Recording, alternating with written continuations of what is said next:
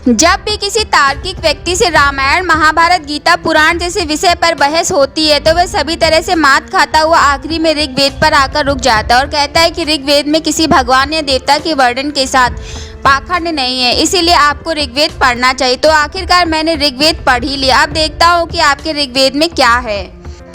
थोड़ा जांच पड़ताल होना तो बनता है। मैंने पढ़ा तो कुछ ऐसा पाया जो कि छल कपट दिख रहा है, और यदि नहीं तो ऐसा क्यों कि ब्राह्मणों के सबसे मूल ग्रंथ ऋग्वेद में कृष्ण को असुर, राक्षस, पापी जैसे शब्दों से संबोधित किया गया और आगे चलकर गीता में कृष्ण को सभी देवी देवताओं सहित जनमानस का आराध्य बताया गया है। तार्किक हिसाब से कृष्ण एक ऐसे व्यक्ति थे जिन्हें सिर्फ षड्यंत्र के तहत भगवान मान लिया गया। इन सभी के बावजूद एक साधारण पुरुष कृष्ण सर्वोपरि देव बन गए। श्री कृष्ण कितने महान बन गए, इसको जानने के लिए आप भागवत गीता में अध्याय 10 और 14 देख सकते हैं। हिंदुओं के प्रमुख धर्म ग्रंथ ऋग्वेद का मूल देवता इंद्र है। इसके 10,552 श्लोकों में से 3500 अर्थात ठीक 1/3 इंद्र से संबंधित है। इंद्र और कृष्ण का मंत्रांतरण एवं युद्ध सर्वविदित है। प्रसिद्ध महाकाव्य महाभारत में वेद व्यास ने कृष्ण को विजेता बताया है तथा इंद्र का पराजित होना दर्शाया। इंद्र और कृष्ण का यह युद्ध आमने सामने लड़ा गया युद्ध नहीं है। इस युद्ध में कृष्ण द्वारा इंद्र की पूजा का विरोध किया जाता है, जिससे कुपित इंद्र अतिवृष्टि कर मथुरा वासियों को डुबोने पर आमादा है। कृष्ण गोवर्धन पर्वत के जरिए अपने लोगों को इंद्र के कोप से बचा लेते। इंद्र थक कर पराजय स्वीकार कर लेता। इस संपूर्ण घटनाक्रम में कहीं भी आमने सामने युद्ध नहीं होता, लेकिन अन्य हिंदू धर्म ग्रंथों विशेषकर ऋग्वेद में इस युद्ध के दौरान जघन्य हिंसा का जिक्र तथा इंद्र को विजेता दिखाया गया है। इंद्र और कृष्ण की शत्रुता की विरणता को समझने के लिए ऋग्वेद के मंडल 8 सूक्त 96 के श्लोक 13, 14, 15 और 17 को भी देखना चाहिए। ऋग्वेद के श्लोक 13 शीघ्र गति वाला एवं 10,000 सेनाओं को साथ लेकर चलने वाला कृष्ण नामक असुर अंशुमती नदी के किनारे रहता था। इंद्र ने उस चिल्लाने वाले असुर को अपनी बुद्धि से खोजा एवं मानव हित के लिए वधकारिणी सेनाओं का नाश किया। श्लोक 14 इंद्र ने कहा, मैंने अंशुमती नदी के किनारे गुफा में घूमने वाले कृष्ण असुर को देखा है। वह दीप्तिशाली सूर्य के समान जल में स्थित है। हे अभिलाषा पूरक मर्तों, मैं युद्ध के लिए तुम्हें चाहता हूँ, तुम युद्ध में उसे मारो। ऋग्वेद के इन श्लोकों पर कृष्णवंशी लोगों का ध्यान शायद नहीं गया होगा। यदि गया होता तो बहुत पहले ही तर्क वितर्क शुरू हो गया होता। वेद में उल्लेखित असुर कृष्ण का यदुवंश शिरोमणि कृष्ण कहने पर कुछ लोग शंका व्यक्त करेंगे कि हो सकता है कि दोनों अलग अलग व्यक्ति हों, लेकिन जब हम संपूर्ण प्रकरण की गहन समीक्षा करेंगे तो यह शंका निर्मूल सिद्ध हो जाएगी, क्योंकि यदुकुल श्रेष्ठ का रंग काला था। वे गाय वाले थे। यमुना तट के पास उनकी सेनाएं भी थी। वेद के असुर कृष्ण के पास भी सेनाएं थी। अंशुमती अर्थात यमुना नदी के पास उनका निवास था और वह भी काले रंग व गाय वाला था। उसका गोवर्धन गुफा में बसेरा था। यदुवंशी कृष्ण एवं असुर कृष्ण दोनों का इंद्र से विरोध था। दोनों यज्ञ एवं इंद्र की पूजा के विरुद्ध थे। वेद में कृष्ण व इंद्र का यमुना के तीरे युद्ध होना, कृष्ण की गर्भणी पतियों की हत्या, संपूर्ण सेना की हत्या, कृष्ण की काली छाल नोच का उल्टा करके मारने और जलाने, उनकी गायों को लेने की घटना इस देश के आर्य अनार युद्ध का ठीक उसी प्रकार से एक हिस्सा है। जिस तरह से महिषासुर, रावण, हिरण्यकश्यप, राजा बलि, बाणासुर, शंभुक, ब्रह्मदत्त के साथ छल पूर्वक युद्ध करके उन्हें मारने की घटना को महिमा मंडित किया जाना, इस देश के मूल निवासियों को गुमराह करने वाले पुराणों को ब्राह्मणों ने इतिहास की संज्ञा देकर प्रचारित किया। इसी भ्रामक प्रचार का प्रतिफल है। बहुजनों से उनके पुराखों को बुरा कहते हुए उनकी छल कर हत्या करने वालों की पूजा करवाई जा रही है। यदुवंशी कृष्ण के असुर नायक या इस देश के अनार्य होने के अनेक प्रमाण अनार्यों द्वारा लिखित इतिहास में दर्ज है। आर्यों ने अपने पुराण, स्मृति आदि लिखकर अपने वैदिक या ब्राह्मण धर्म को मजबूत बनाने का प्रयत्न किया है। पद्म पुराण में कृष्ण के पौत्र अनिरुद्ध एवं राजा बलि की पौत्री उषा के विवाह का प्रकरण पढ़ने को मिलता है। कृष्ण के पौत्र की पत्नी उषा के पिता का नाम बाणासुर था। बाणासुर के पूर्वज कुछ यूं थे। असुर राजा दिति के पुत्र, हिरण्यकश्यप के पुत्र, विरोचन के पुत्र, बलि के पुत्र बाणासुर थे। उषा का यदुकुल श्रेष्ठ कृष्ण एवं रुक्मिणी के पुत्र प्रद्युम्न के पुत्र अनिरुद्ध से प्रेम हो गया। अनिरुद्ध अपनी प्रेमिका उषा से मिलने बाणासुर के महल चले गए। बाणासुर द्वारा अनिरुद्ध के अपने महल में मिलने की सूचना पर अनिरुद्ध को पकड़कर बांधकर पीटा गया। इस बात की जानकारी होने पर अनिरुद्ध के पिता प्रद्युम्न और बाणासुर में घमासान युद्ध हुआ। जब बाणासुर को पता चला कि उनकी पुत्री उषा अनिरुद्ध आपस में प्रेम करते तो उन्होंने युद्ध बंद कर दोनों की शादी करा दी।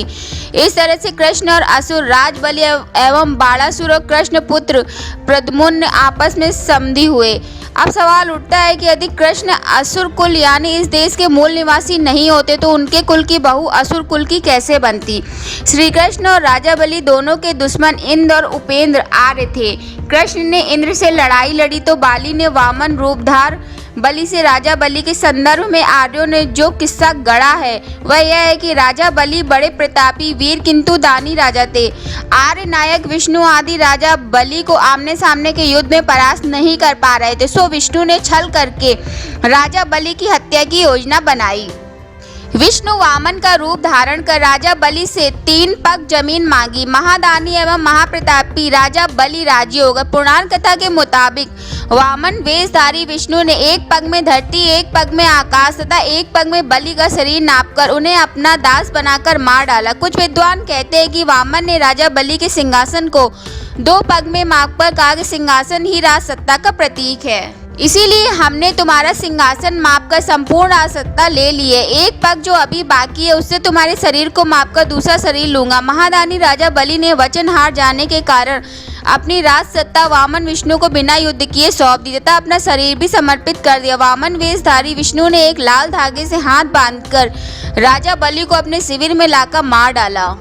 इस लाल धागे से हाथ बांधते वक्त विष्णु ने बलि से कहा था कि तुम बहुत बलवान हो, तुम्हारे लिए यह धागा प्रतीक है कि तुम हमारे बंधक हो, तुम्हें अपने वचन के निर्वाह हेतु इस धागे को हाथ में बांधे रखना है। हजारों वर्ष बाद भी इस लाल धागे को इस देश के मूल निवासियों के हाथ में बांधने का प्रचलन है, जिसे रक्षा सूत्र या कलावा कहते हैं। इस रक्षा सूत्र या कलावा को बांधने वक्त पुरोहित उस 1000 वर्ष पुरानी कथा को श्लोक में कहता है कि येन बद्धो बलि राजा दानवेंद्रो महाबलरुतेन त्वामि प्रतिबद्धामि रक्षे मां चलम। जिस तरह हमने दानवों के महाशक्तिशाली राजा बलि को बांधा है उसी तरह हम तुम्हें भी बांधते हैं।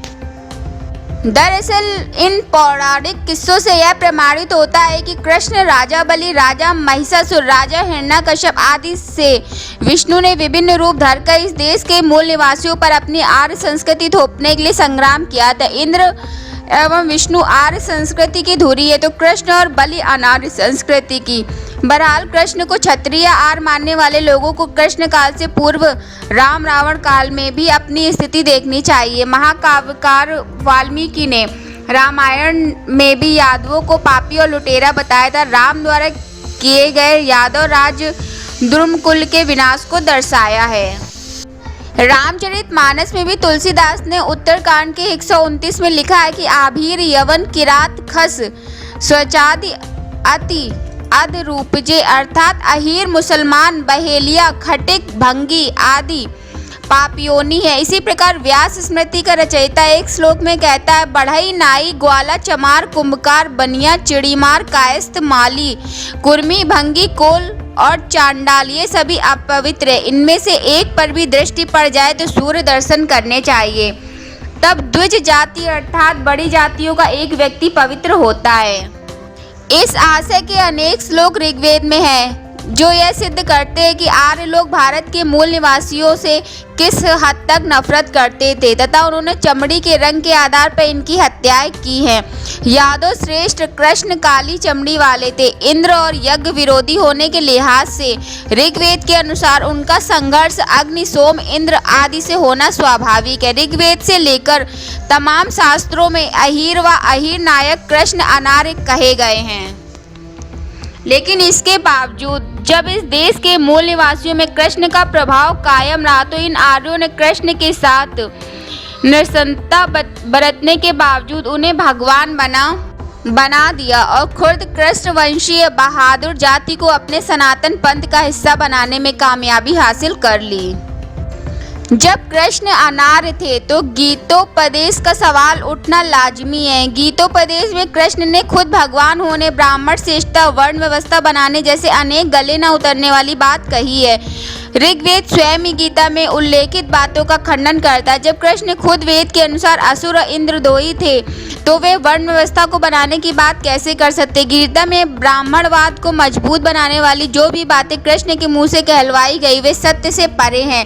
काले अवर्ण असुर कृष्ण कभी भी वर्ण व्यवस्था के समर्थक नहीं हो सकते। भारत के मूल निवासियों में अमिट छाप रखने वाले कृष्ण का आभार मंडल इतना विस्तृत था कि आर्यों को मजबूरी में कृष्ण को अपने भगवान में सम्मिलित करना पड़ा। यह कार्य ठीक उसी तरह से किया गया जिस तरह से ब्राह्मणवाद के खात्मा हेतु प्रयत्नशील रहे गौतम बुद्ध को ब्राह्मणों ने गरुड़ पुराण में कृष्ण का अवतार घोषित कर खुद में समाहित करने की चेष्टा की। जिस तरह से असुर कृष्ण की भारतीय संस्कृति आर्यों ने उद्ध्वस्त कर ली, उसी तरह बुद्ध की वैज्ञानिक बातों ने हिंदू धर्म के अवैज्ञानिक कर्मकांडों के समुचित दम तोड़ दिया। डॉक्टर अम्बेडकर के बौद्ध धर्म ग्रहण करने के बाद अब भारत में कुछ बौद्ध नजर आ रहे हैं, वरना इन आर्यों ने बुद्ध को कृष्ण का अवतार और कृष्ण को विष्णु का अवतार घोषित कर कृष्ण एवं बुद्ध को निगल लिया। कैसी विडंबना है कि विष्णु का अवतार जिस कृष्ण को बताया गया वह कृष्ण लगातार वेद से लेकर महाभारत ग्रंथ से इंद्र लड़ रहा है।